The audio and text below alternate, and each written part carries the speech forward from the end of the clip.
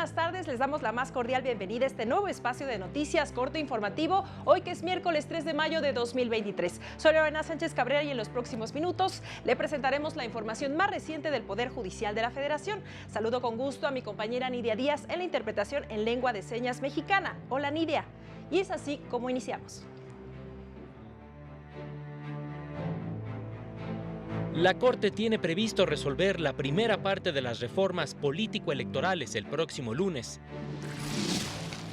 La sociedad tiene que conocer lo que los jueces deciden para confiar en el sistema de justicia, afirmó la ministra Margarita Ríos Farjat.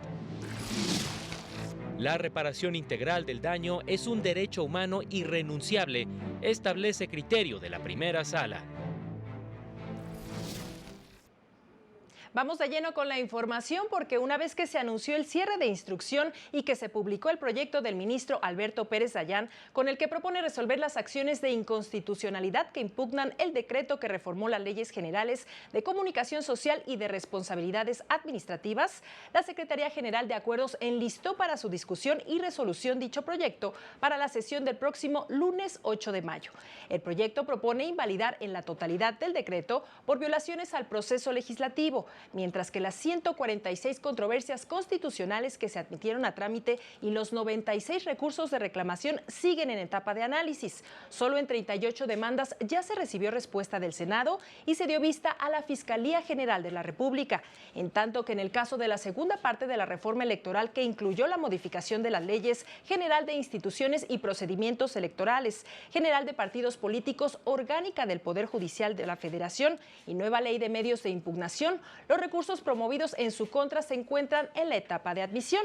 Contra este decreto se presentaron 2 acciones de inconstitucionalidad y 3 controversias, decretándose la suspensión en la presentada por el INE. Además, se admitieron 4 recursos de reclamación, 2 contra la suspensión y 2 contra la admisión. Por su parte, la ministra de la Suprema Corte de Justicia de la Nación, Margarita Ríos Farjat, aseguró que es deber de las personas impartidores de justicia mantener un ejercicio abierto, transparente y cercano a la gente. Durante un encuentro con la Academia Mexicana de la Comunicación, enfatizó que es falso que lo que resuelven los tribunales o la Suprema Corte importe solo a las partes en conflicto. Se necesita la ayuda. Y lo digo como ciudadana, es decir, que se comunique lo que se resuelve, solo de comunicar como servicio. Se resolvió esto, aquello, para que la gente, la sociedad mexicana, sienta si la justicia que está recibiendo como sociedad es la correcta. Porque es falso que la justicia o los asuntos de los jueces solamente importen a las partes. En más información, la primera sala de la Corte abandonó el criterio que estableció en la jurisprudencia de rublo responsabilidad civil objetiva. Por regla general es improcedente si ya se cubrió la indemnización determinada en un proceso penal para reparar el daño, criterio que ha sido sustituido por el que establece que el derecho a la reparación integral es un derecho humano irrenunciable, que puede exigirse a través de la responsabilidad civil, pues se trata de una figura de naturaleza resarcitoria para que toda persona que ha sufrido un hecho ilícito y constituye una acción autónoma de la reparación del daño derivada de un delito. La sala explicó que la sanción penal de reparar el daño causado por la comisión de un delito y la responsabilidad civil derivada de la obligación de no dañar a otros son acciones diversas e independientes que, aunque pudieran partir del mismo hecho ilícito, constituyen reclamos autónomos con distintas disposiciones aplicables y estándares de prueba. En consecuencia, estas acciones pueden operar en conjunto hasta lograr la reparación integral para la parte agraviada. En su sesión de este miércoles, la segunda sala de la Corte analizó y resolvió 27 recursos en materia administrativa y laboral, entre los que se encuentran temas relacionados con el derecho a la defensa adecuada en materia laboral, derecho a la consulta previa de pueblos y comunidades indígenas y restitución de derechos y propiedad cuando ya no es posible devolver el bien reclamado. En otra información, en México existen 29.3 millones de niñas, niños y adolescentes entre los 5 y 17 años, lo que representa el 23.4% de la población, mientras que 2.61 millones tienen alguna discapacidad, es decir, 6.8% de acuerdo con el último censo de población. Si bien es cierto que hay avances en las materias civil, penal y familiar con ajustes razonables, la Ley General para la Inclusión de Personas con Discapacidad delega al sector salud la atención médica, pero la Seguridad Social no solo comprende rehabilitación y medicamentos, sino también dar seguimiento. Y desafortunadamente la ley del Seguro Social, la condición que pone para otorgar ese servicio de seguridad social, la condiciona al estatus de asegurado. Por lo tanto, en el momento en que papá o mamá dejan de ser trabajadores incorporados al IMSS, en ese momento cesa el derecho al Seguro Social. En otra información, el Instituto Federal de la Defensoría Pública abrió la convocatoria para el Premio Sentencias 2023, que en esta edición reconocerá las resoluciones sobre ejecución penal, personas privadas de la libertad y derechos humanos. Podrán enviar sus participaciones a partir de ahora y hasta el 12 de junio. Las personas ganadoras se darán a conocer el 17 de julio y serán premiadas en una ceremonia el 1 de agosto. Las sentencias deberán haber sido emitidas entre 2016 y 2022 por tribunales locales o federales del país especializados en ejecución penal y podrán ser remitidas por el propio órgano impartidor de justicia, personas físicas, organizaciones de la sociedad civil o instituciones académicas. Son 2 de la tarde con 6 minutos, es momento de hacer una pausa, pero continuamos con más.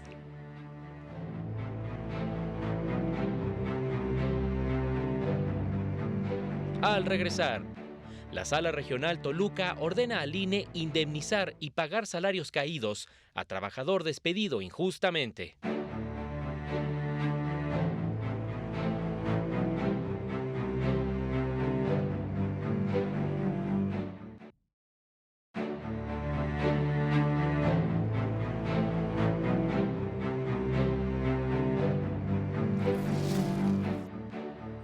Gracias por continuar con nosotros. Tenemos más noticias. El consejero de la Judicatura Federal, Sergio Molina, sostuvo una reunión con el presidente de la Corte Suprema de Chile, Juan Eduardo Fuentes Belmar, en su sede en la ciudad de Santiago.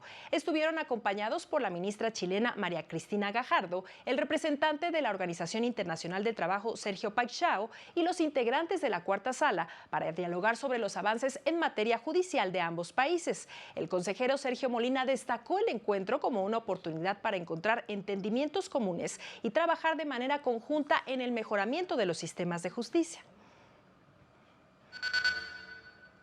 Y en más del Consejo de la Judicatura Federal puso a disposición del público impresoras braille para la reproducción de constancias en las áreas administrativas y órganos jurisdiccionales.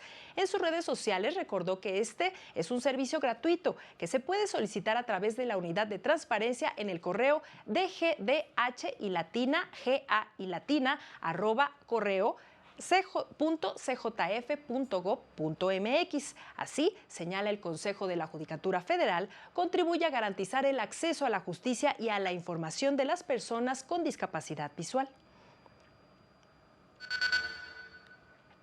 Mientras el Poder Judicial de la Ciudad de México trabaja para ofrecer una justicia más transparente y ágil con las guías judiciales de conducción de audiencias penales, en cuya elaboración participaron jueces y consejeros de la Judicatura local, destacó el magistrado presidente Rafael Guerra Álvarez. Como parte del ciclo de conferencias de actualización judicial, señaló que gracias a las guías se ha incrementado la productividad en un 13%, pues se redujo hasta en 4 minutos el tiempo de las audiencias, además de que han incidido en la disminución de diferimiento de estas, pues tanto las y los juzgadores como las partes cuentan con una herramienta para saber llevar la audiencia. Las guías judiciales de conducción de audiencias es un trabajo conjunto. Siempre tiene que estar a la vanguardia, porque así lo estamos. Siempre he estado y aquí es continuar con ese trabajo, que el Poder Judicial siempre sea fuerte y esa fortaleza es por ustedes. En otros temas, en sesión privada, la Sala Regional Toluca del Tribunal Electoral del Poder Judicial de la Federación acreditó el despido injustificado por parte del Instituto Nacional Electoral de una persona que se desempeñó como especialista de campo y posteriormente como responsable de un módulo de atención. Por ello, condenó al instituto a pagar al quejoso la indemnización legal, salarios caídos, prima de antigüedad, primas vacacionales, la inscripción retroactiva al ISSSTE y FOBISSSTE, así como los conceptos de apoyo para despensa y vales de fin de año, mas no así por concepto de vacaciones, aguinaldo, horas extras e inscripción del pago al FONAC. Por otra parte, absolvió al INE de reconocer la existencia de una relación laboral con el demandante como capacitadora asistente electoral, por lo que le fueron negadas a este las prestaciones reclamadas por dicha labor. Y es momento ahora de enlazarnos con nuestro compañero Juan Carlos González, quien nos tiene el reporte de lo ocurrido en la sesión de este miércoles de la Sala Superior del Tribunal Electoral del Poder Judicial de la Federación. Muy buenas tardes, Juan Carlos. Adelante con tu reporte. Lorena, ¿qué tal? Buenas tardes. Así es, estamos aquí en el Tribunal Electoral del Poder Judicial de la Federación, donde hace unos momentos concluyó la sesión extraordinaria de este tribunal. Te comento que en total se resolvieron 35 medios de impugnación, de los principales, uno en el cual se revocó el oficio del Consejo General del INE, en el que había determinado no inscribir las modificaciones a los reglamentos del PRI, que realizó en su pasada sesión extraordinaria del Consejo Político Nacional. Por lo tanto, el Tribunal Electoral ordena validar dichas modificaciones. En otro asunto, la Sala Superior confirmó la decisión del INE de desechar de plano una denuncia presentada contra el secretario de Gobernación, Adán Augusto López, por supuestos actos anticipados de precampaña y campaña, esto derivado de la difusión del periódico denominado A Gusto del Pueblo en el estado de Quintana Roo. La Sala Superior determinó que fue correcto que el INE haya desechado la demanda porque no había argumentos para llevar a cabo la investigación. Sin embargo, hay que mencionar que la magistrada Yanin Otálara votó en contra al considerar que se estimaron cuestiones de fondo que tenían que ser resueltas por la Sala Regional Especializada. Sin embargo, la votación quedó 3-2 y finalmente se desechó esta denuncia en contra del secretario de Gobernación. Es la información que tenemos, Lorena. Muchas gracias, Juan Carlos, por tu reporte. Pues los detalles se los presentamos como siempre en nuestro noticiario nocturno con Oscar González. Y así llegamos al final de esta emisión, como siempre agradeciéndole su compañía e invitándole a seguir el avance informativo a las 19:30 horas y a las 20:30 el noticiero nocturno. Gracias por su atención, soy Lorena Sánchez Cabrera y le invitamos a mantenerse en la señal del canal del Poder Judicial de la Federación. Muy buenas tardes.